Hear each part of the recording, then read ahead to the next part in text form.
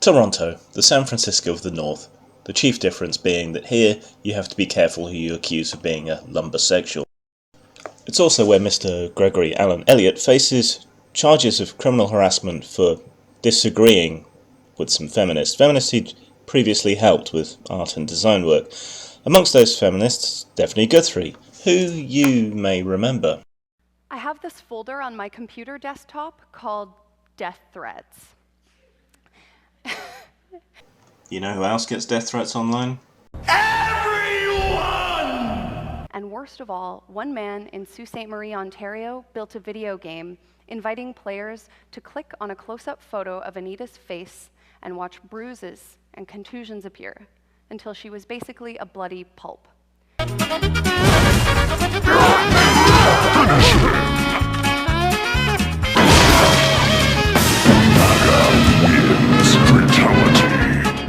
Funny how nobody gave a shit when it was Jack Thompson, wasn't it?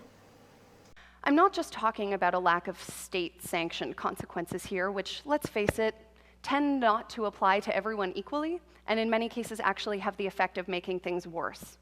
I'm also talking about a lack of social consequences, like maybe facing a torrent of criticism for your garbage behavior. A dominant wisdom that says, don't feed the trolls, means that many misogynists and other bigots never have to face their critics. And yeah, she goes running for state sanction when she faces a torrent of abuse for her shitty behaviour. You have to at least sigh, if not laugh, at the irony. I searched for Bendelin on Twitter and I found him in seconds. His Twitter feed was filled with derogatory and vaguely misogynist comments about Anita, so it was pretty clearly the same Bendelin spur. I confronted him with this tweet. The tweet intentionally drew a parallel between his online and offline selves by asking if the game represented his actions IRL, or in real life, if you don't use the internet as much as I do. In another tweet, I suggested employers might just find his game objectionable and notified the Twitter account of his local newspaper. So, to sum up, she tracked down the guy who made a satirical game in a long tradition of satirical games where you get to beat up politicians, critics, and other public figures. Doxed him, harassed him, set an online mob on him, went after his work, went after his family, went after all sorts of other people in an attempt to shame, censor, control, and harm him. Lovely behaviour, exactly the kind of stuff that she also at the same time complains about in others. So it's another case of do as I say, not as I do. And Mr. Elliott took exception to this, and so in response, her and her little cadre of friends decided to take Mr. Elliott to court for harassment for disagreeing with them.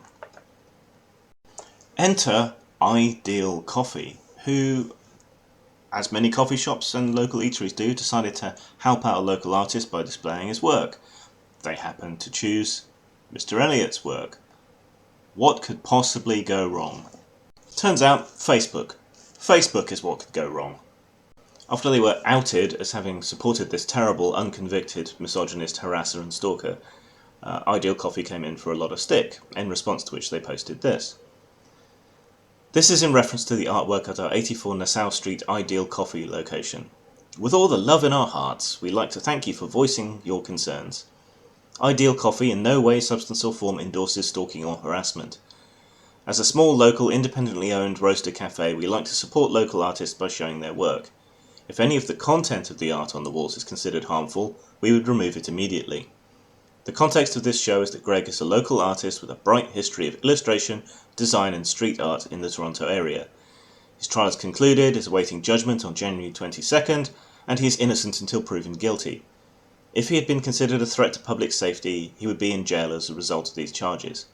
Since we specialise in making the best cup of coffee with a smile, we will leave it to the judges to decide who has committed a crime and what their sentences or reparations to society will be. We do not politically align with MRAs, but do agree that citizens must have an unalienable right to their beliefs. We have no reason to believe the artist is an MRA or pushing this agenda in any way through their art as it hangs in the cafe.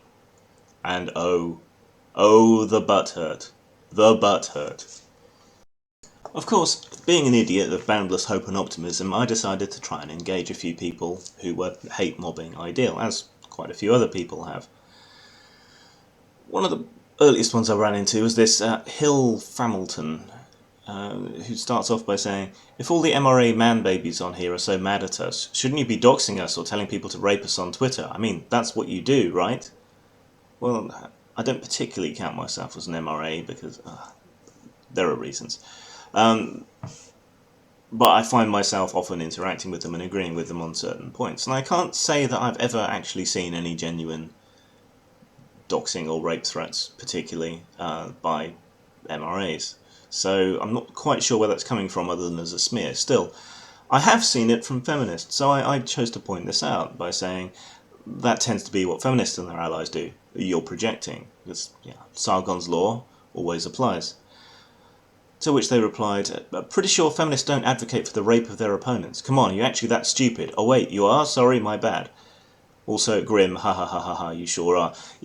Having a nickname that encourages people to pick up on it, or wearing a hat, these tend to be good ways of filtering out assholes online. I strongly recommend it. Anyway, I see I have experienced that directly, so I'm afraid they have. They threatened to rape my wife as well during our first altercation. Lovely people, it's always projection with you lot. And this is true. Anyone who's followed my career and my altercations since about 3 or 4 years ago knows that when boycotts were proposed of my work and so on for reasons that remain quite opaque, I received a lot of death threats, rape threats against me, against my wife, threats against the lives of my pets, and all sorts of other horrible, nasty stuff. This was a few years ago now, so a lot of the evidence is missing online, but this was acknowledged by one of the people who even organised one of the petitions against me. So, there's evidence out there, but she says she doesn't believe me, and apparently us guys are the projection kings, but whatever. Now, I encourage this late onset skepticism, and I strongly suggest that Hill applies it to the rest of their lives with equal fervour. Well, look, you can go and check it out for yourself. I'll put a link to the Facebook page below, unless it's been locked down by then, of course. But it's all the same old stuff. Do as I say, not as I do. One rule for them, another rule for everybody else. It's okay when we do it. Listen and believe, except when it's a guy. All the usual advocacy for censorship, though they refuse to call it censorship. The broad definitions of harassment that seem to include looking at people or saying hello. It's all on parade, and yet they seem to think they're winning some kind of point there. And really, all you have to do is point it out and let them go. Give them enough rope. That's all you really need to do. It's all the usual bullshit. There's nothing new there. I keep making the comparison that it's like arguing with creationists, but it really is. These are articles of faith for them. You can't chip away at them. The best you can do is put on a show for the peanut gallery and hope it educates other people. So that's what I intend to keep doing and keep pushing. Ask them what rights do women lack in the West that men have. What about vice versa? Never answer it, not once. Just avoid it or block you and move on. You point out to the court documents and the accusations and the things that Steph Guthrie has said in the past, how she's engaged in the very tactics that they're accusing him of, and they ignore it. You point out that she advocated not going to the authorities and being a vigilante in her TED talk, as I showed in the clip above. Nothing. They've got nothing. All for equality, but legally that's achieved. The reason I end up aligned with MRAs is because I think there are men's issues that haven't been addressed in the same way that women's issues have. They're completely against logic and reason. They'll decry you if you use that or if you present them with statistics. So really, you're never going to convince them, but you might convince people who are onlooking. So check it out. Watch the crazy parade. Stand up for this coffee shop. They've done the right thing, standing up for due process and free expression. So if you live in the Toronto area, stop by and get a coffee. If I lived in the area, even though I can't fucking stand coffee, I would go there and order a nice big one, choke it down, and then have the decency to go outside and vomit in the gutter. Peace out.